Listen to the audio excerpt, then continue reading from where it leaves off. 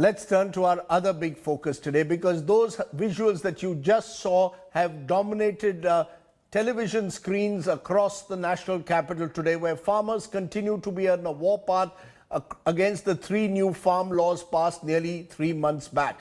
A massive showdown erupted between agitating farmers and the Haryana police on the Punjab-Haryana border as the farmers were marching towards Delhi. Just why are the farmers so angry? What really happened? Why is there no dialogue? It's our other big focus today. Punjab's farmers are up in arms. They are agitating against the 3 new farm laws passed by Parliament nearly 3 months back. Dilli Chalo is their chant.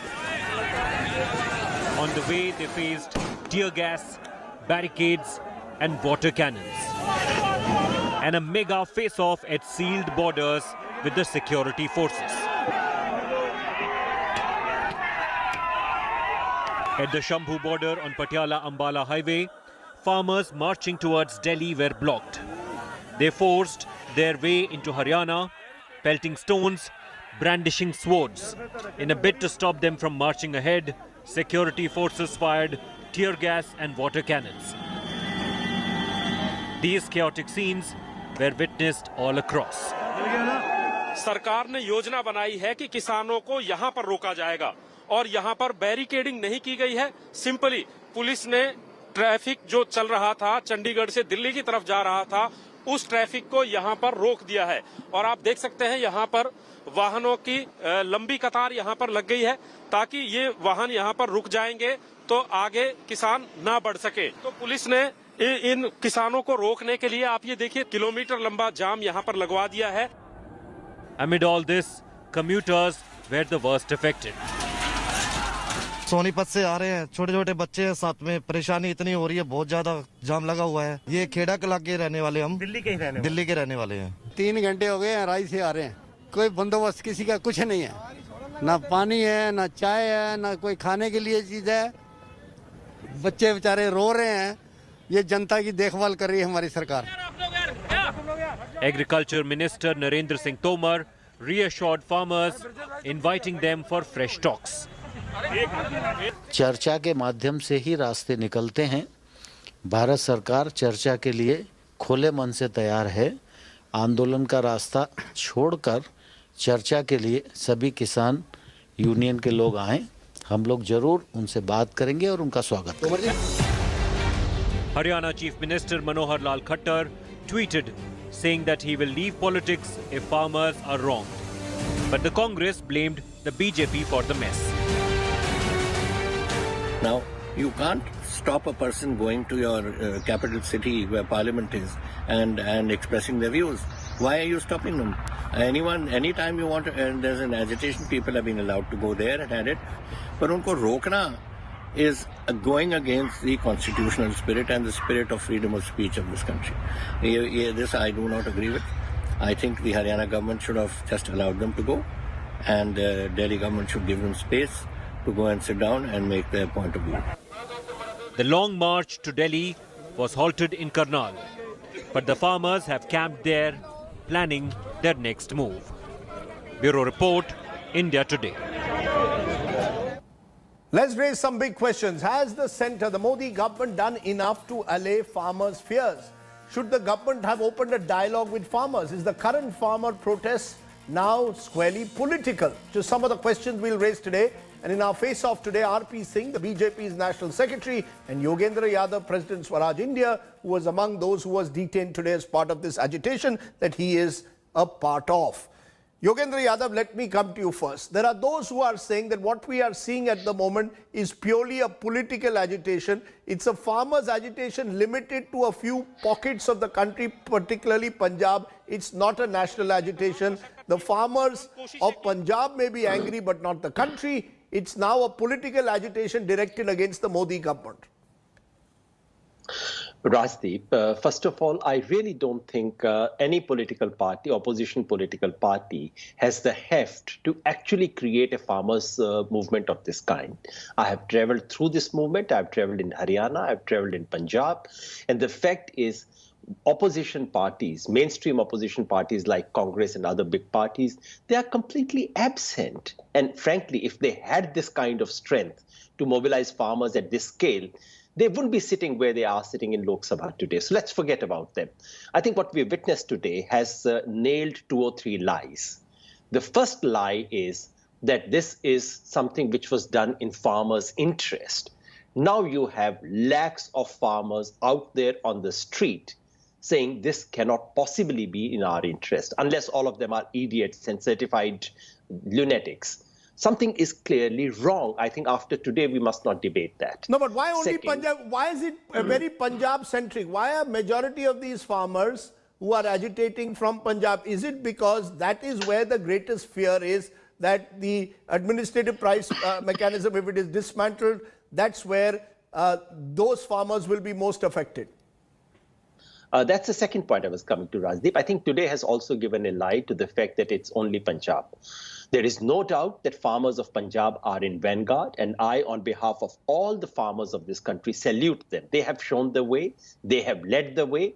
But I was just going through, I was detained, so I've been released about an hour ago. And I was going through the WhatsApp group of my All India Kisan Sangharsh Committee WhatsApp group. And I have reported, Rajdeep, of protests today from Tamil Nadu, from Karnataka, from Telangana, from Orissa, Maharashtra, Gujarat, Uttar Pradesh, and Uttarakhand, of course, and Bengal. So the scales are uneven. Absolutely. I do not for a minute suggest that they have reached the kind of stage that Punjab has reached. But Rajdeep, you've been watching politics for quite some time. Tell me, when was the last time any movement in this country reached the kind of level of popular mobilization that Punjab farmers' agitation has reached today? To compare that with everything else may not be quite fair. The fact is that today we have seen that the fever of Punjab has infected the farmers in all over the country. And today, when farmers from the rest of the country witness these pictures, I think this is bound to spread further. The government says, yeah. Let me come back to you in a moment, because I just want R.P. Singh to respond to those pictures that you just spoke about. R.P. Singh, these are the pictures that are being shown across TV channels today. Water cannons, this is winter, early winter, being fired on farmers. Barricades, farmers being picked up, detained. I'm not saying this is the first time governments have fired fire cannons. They've done it in the past as well. But the question of water cannons, Mr. R.P. Singh, is quite simply this. Are we saying that the government of India cannot talk to farmer leaders? It's been a couple of months now since you amended the farm laws. It has led to a disquiet among a section of farmers.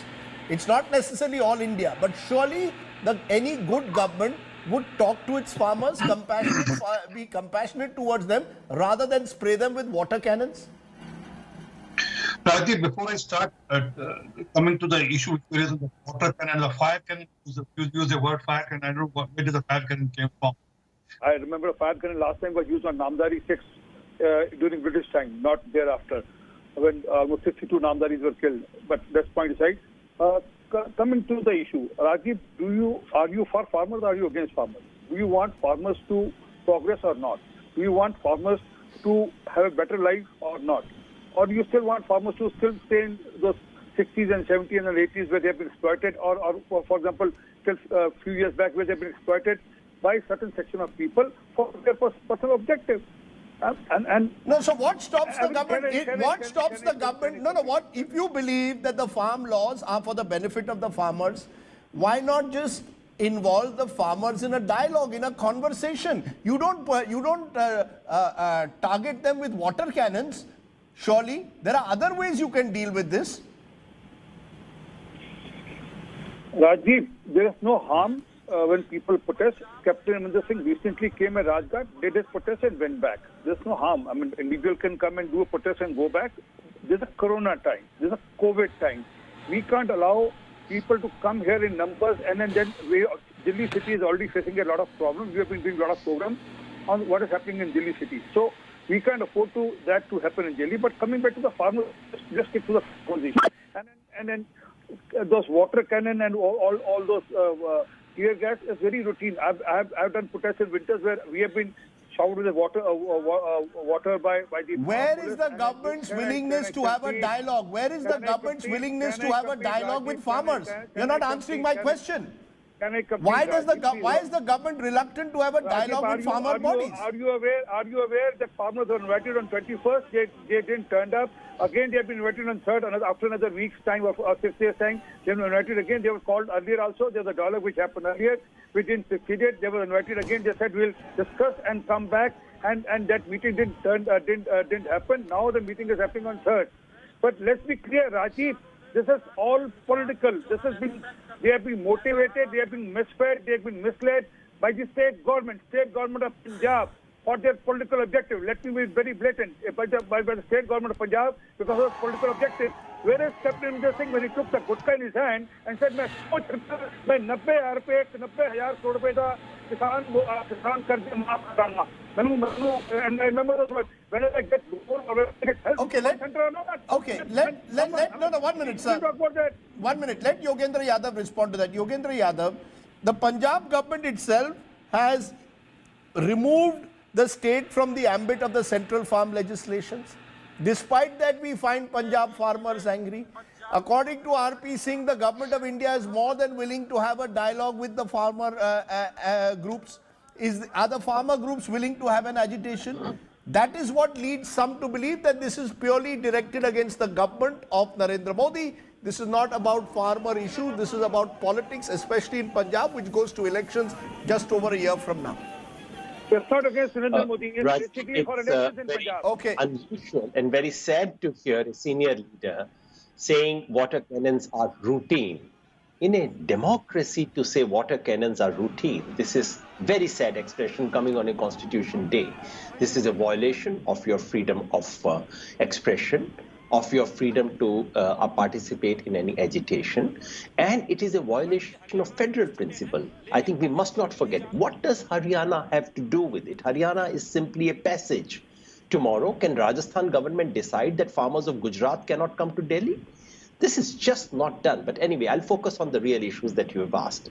One is about Punjab government's role. Please remember, Rajli, that almost all of these 30 farmers' unions of Punjab have been involved in a very serious agitation against the Congress government as well. These unions were actually sitting outside Mr. Amrinder Singh's house, I think a year or year before last. To say that these are Congress agents, this is extraordinary. I mean, this shows zero understanding of Punjab politics. I'm sorry, I never said they are Congress agents. I'm sorry, you're putting words into my mouth. No, yes, you did not say Congress agent. This is don't do that. Inspired by Punjab government. These farmers have been, and everyone who understands anything about Punjab farmers' politics knows that these organizations have zero relationship with Congress of any kind. How can we even say something of this kind? And as for negotiations, what has the government done? First, they invited the farmers of Punjab and got the agriculture secretary to speak to them. The farmers were kind and generous enough to come for the second round as well, where the agriculture minister sat. Many of my colleagues were there in the meeting. So basically, the agriculture minister sat them down and told them the virtues of these laws. That is not negotiation. At the end of it, farmers said, we don't want to see your PowerPoint presentations, and please listen to us. So farmers said what they thought of it.